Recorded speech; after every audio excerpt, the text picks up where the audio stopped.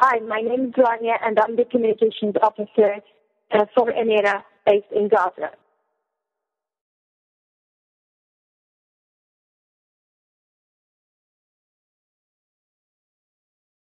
I did my bachelor degree in English and French literature in a local university in Gaza. But then I got a scholarship to go to the States to finish my MA studies in media. At this time, I decided to use my language skills and also to use media as medium to convey the message about living in Gaza and my life in Gaza. It's really hard to describe living in an area like Gaza, and also to convey message to international community. It's very hard what is being presented in the news, and I wanted to do something to show a different side and a different face from Gaza. And once I graduated from the University of Colorado at Boulder, I decided to come back to Gaza and start working on journalism field. And in 2007, I joined ANERA as the communications officer, where I really succeed to use the media in representing the humanitarian message. And I'm right now really proud about utilizing all the journalism skills, about writing stories and photographing and meeting people, interviewing them, and sharing their stories on our website, on our social media.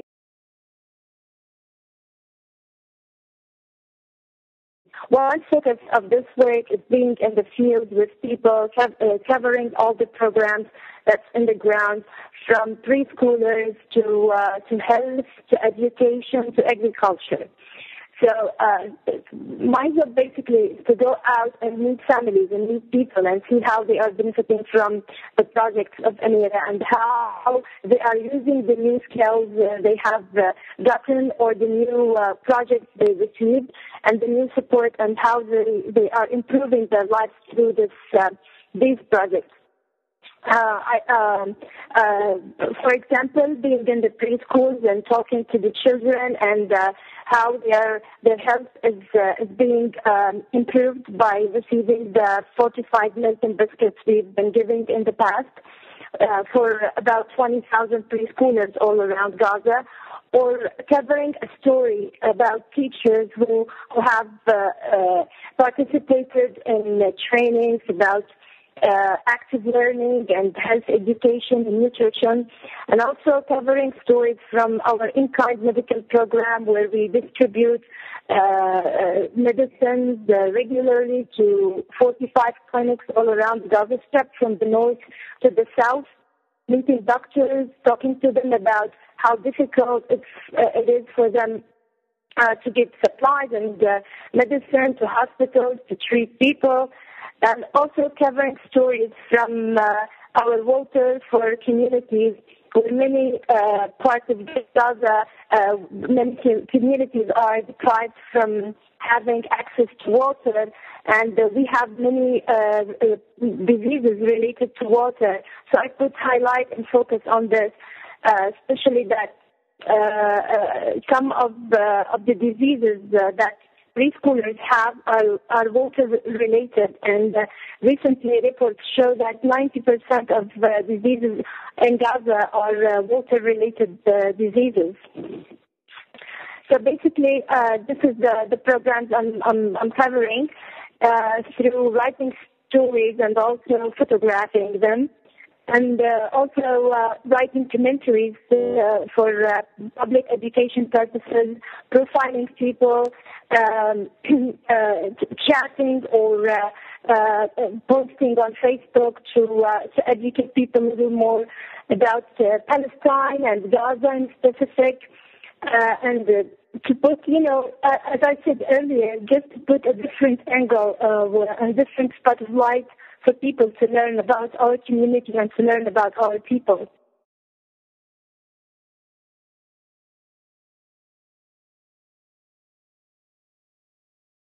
The last offensive in Gaza, it was one of the most fearful attacks against Gaza. Gaza was hit by about airstrikes, gunshots. More than 3,000 rockets were hit into Gaza. And the 8 consecutive days we had to stay stuck in our homes. For example, my family and I were packed up in one room, trying to make sure that this room has no windows, to avoid any harm to the kids and any harm for us. Shelling and bombardments were from everywhere, and at this time it was not safe to evacuate our homes, and also it's not safe to stay at our homes. So it was like being in between two fires, not able to make the right or the correct decisions, especially with having kids who are under the age of 4 years. At this time, it was very critical for me as a mother and also as a PR or communication person, where I have to keep reporting and keep updating about the situation. And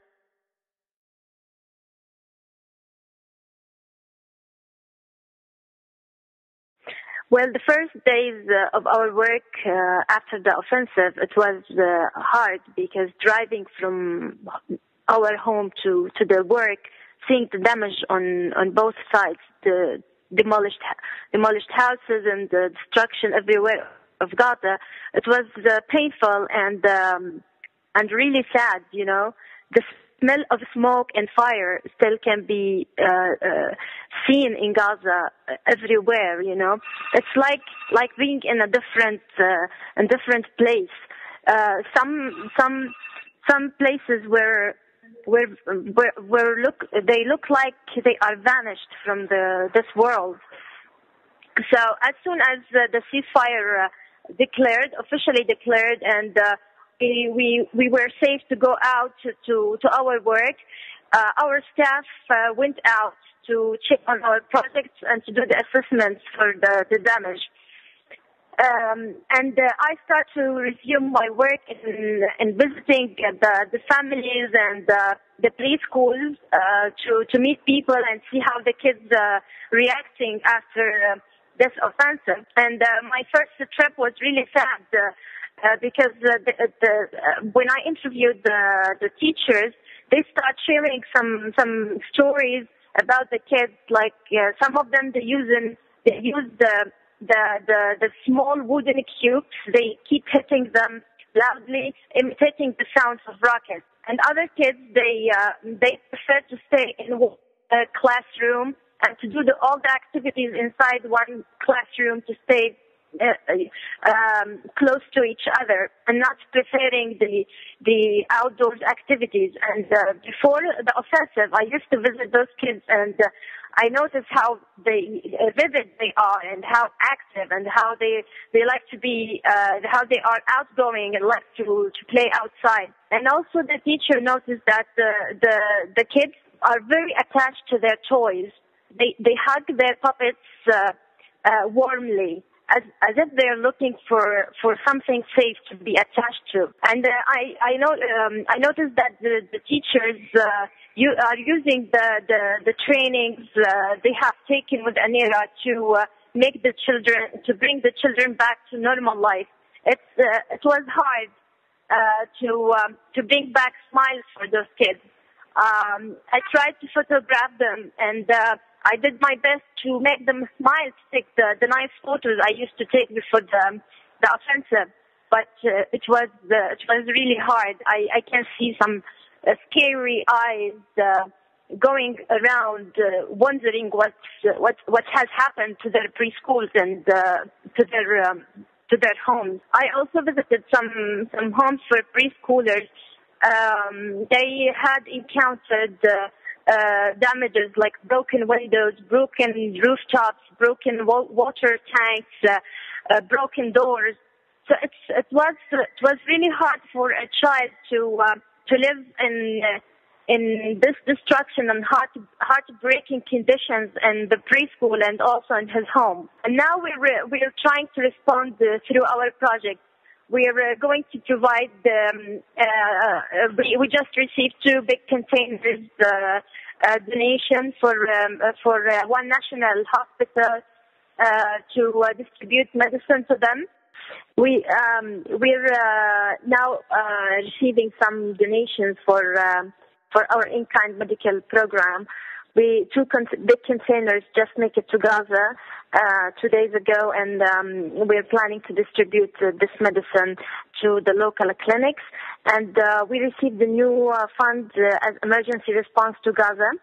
And this fund will be basically used to purchase a vital antibiotic, intravenous antibiotic, that's basically helped injured people and wounded during the last offensive in the surgical operations to prevent any inflammation in their health. And also we were receiving funds to do a project for our educational program for psychosocial support. And now we're intervening to bring in back more therapeutic psychosocial projects to the preschoolers basically and the teachers, and we're trying to integrate the emergency crisis management within our regular trainings to be prepared in this for any time of emergency, any sudden emergency happening.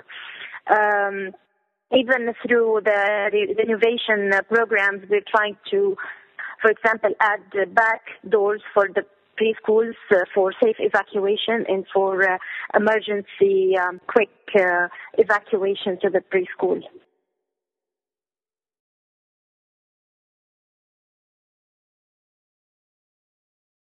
After going back to the work, we start talking among our colleagues about how we recharge our energy to give back to the community and people who were affected. Keep counseling and keep talking with each other among the team. When we have this big staff meeting with all the expertise from the engineers to doctors to pharmacists to journalists to managers, we try to brainstorm how we can recharge our energy just by talking and supporting each other. We don't have anything else to do except talking and having this warm chatting all the time and checking on the health of each other and being so close and in thinking. Because, as you know, Gaza is closed off and we're not able to travel more frequently. Now it's getting better with the Egypt opening, but it's still very, very difficult for us to. And at least we survived this offensive, and being one of the survivors, it's a support for us.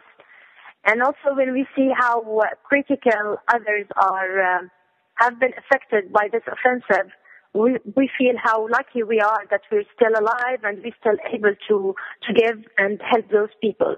So giving a hand, lending a hand to those people, give us the energy back. And of course, working with a humanitarian organization is all the time the fuel that keeps us going. Yeah, so we're trying hard to raise our spirits to be able to give back to the community.